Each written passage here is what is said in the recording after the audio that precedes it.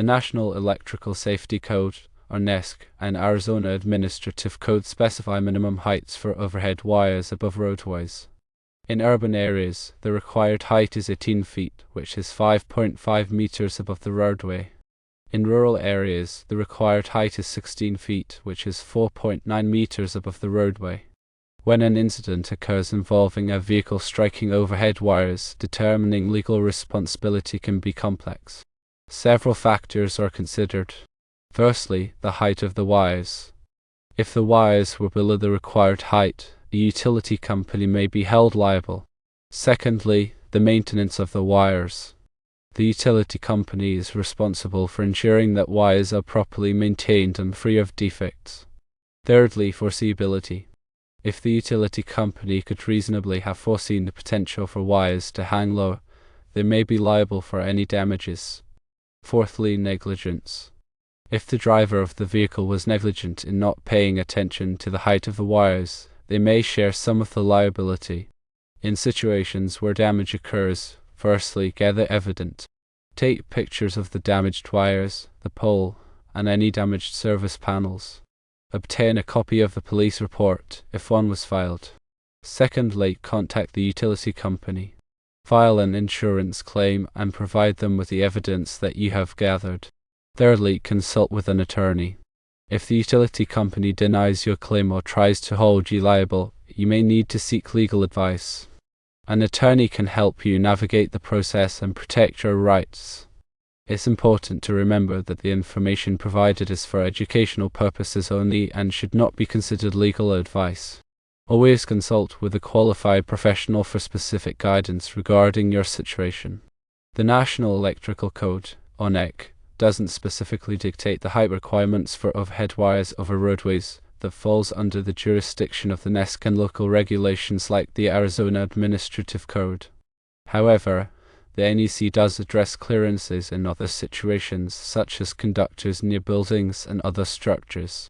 For example, NEC Article 225.19 covers clearances for outside branch circuits and feeders. The specific clearance requirements vary depending on the voltage, the type of structure, and whether the area is accessible to pedestrians or vehicles. It is important to always consult the latest edition of the NEC and local codes for specific requirements in your area. Regarding the scenario described, while the police report indicates no fault, it's important to understand that this is just one piece of evidence.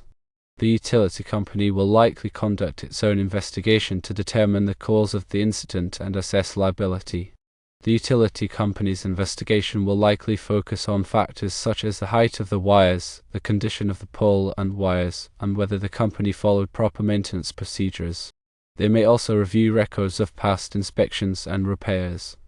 If the investigation reveals that the wires were below the required height or that the utility company was negligent in maintaining the wires, they may be held liable for the damages. However, if the investigation shows that the wires were within the required height and that the utility company was not negligent, the driver of the mobile home may be held liable. In many jurisdictions, there are laws in place that require drivers of oversized vehicles to obtain permits before traveling on public roads. These permits often specify the route that the vehicle must take and any height restrictions that apply. If the driver of the mobile home did not obtain a permit or violated the terms of the permit, they may be held liable for the damages. Insurance coverage is another important factor to consider in this type of situation. The driver of the mobile home should have insurance coverage that will protect them in the event of an accident. The utility company should also have insurance coverage that will protect them in the event of negligence.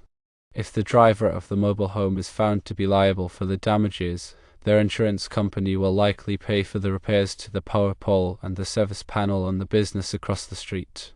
If the utility company is found to be liable, their insurance company will likely pay for the repairs.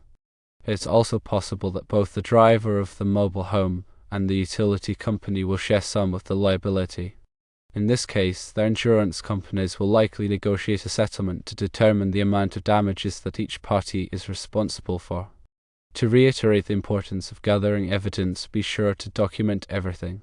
Take detailed photographs of the scene, including the damaged pole, wires, and service panel. Also, Gather any documentation related to the mobile home, such as the bill of sale, registration, and insurance policy. The police report is also a key piece of evidence, so be sure to obtain a copy of it. It's also a good idea to keep a record of all communications with the utility company and the insurance companies. This will help you track the progress of your claim and ensure that you have a complete record of all relevant information. When contacting the utility company, it's important to be polite and professional. Explain the situation clearly and provide them with all of the evidence that you have gathered. Ask them to investigate the incident and provide you with a written report of their findings.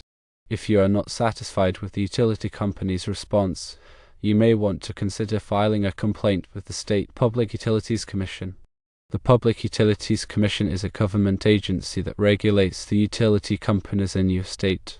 They can investigate complaints and order the utility company to take corrective action if necessary. Seeking legal advice is crucial if you are facing significant financial liability or if the utility company is refusing to cooperate. An attorney can help you understand your rights and options and represent you in negotiations with the utility company or in court. When choosing an attorney, look for someone who has experience in dealing with utility companies and personal injury cases. It's important to remember that the legal process can be complex and time-consuming, so it's best to seek legal advice as soon as possible. There are also resources available to help you understand your rights and responsibilities in this type of situation. The National Electrical Safety Code is a comprehensive set of standards for the safe installation and maintenance of electrical power and communication systems. The NESC is updated regularly, so it's important to consult the latest edition for the most current requirements. The Arizona Administrative Code is another important resource. This code contains the regulations that govern the operation of utility companies in Arizona. You can find the Arizona Administrative Code online or at your local library. By understanding the relevant codes and regulations, you can better protect your rights and interests. Furthermore, it's essential to understand the concept of negligence in legal terms. Negligence generally involves a failure to exercise the level of care that a reasonably prudent person would exercise under the same circumstances.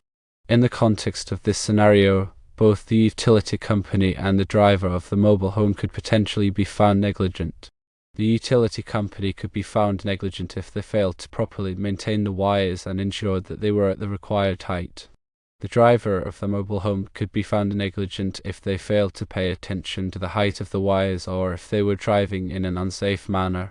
To determine whether negligence occurred, a court would likely consider factors such as the foreseeability of the harm, the likelihood of the harm occurring, and the burden of taking precautions to prevent the harm.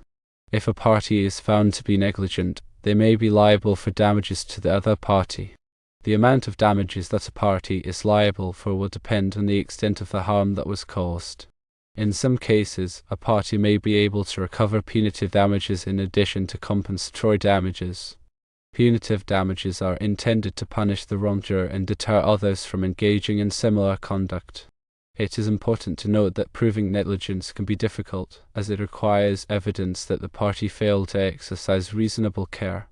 It is also important to note that even if a party is found to be negligent, they may not be liable for all of the damages that were caused. The law recognizes the concept of proximate cause, which means that the negligence must have been a direct and foreseeable cause of the harm. If the harm was caused by an intervening event or was too remote from the negligence, the party may not be liable. Understanding the legal concepts of negligence and proximate cause is essential for determining liability in this type of situation. It is also important to consult with an attorney who can help you assess the facts of your case and determine the best course of action. Remember that the legal landscape can be complex and vary depending on jurisdiction. While this information offers a general overview, professional legal counsel is essential for personalized guidance. In addition, it's worthwhile to understand the role of permits for oversized vehicles. Many jurisdictions require permits for vehicles exceeding certain height, weight, or width limits.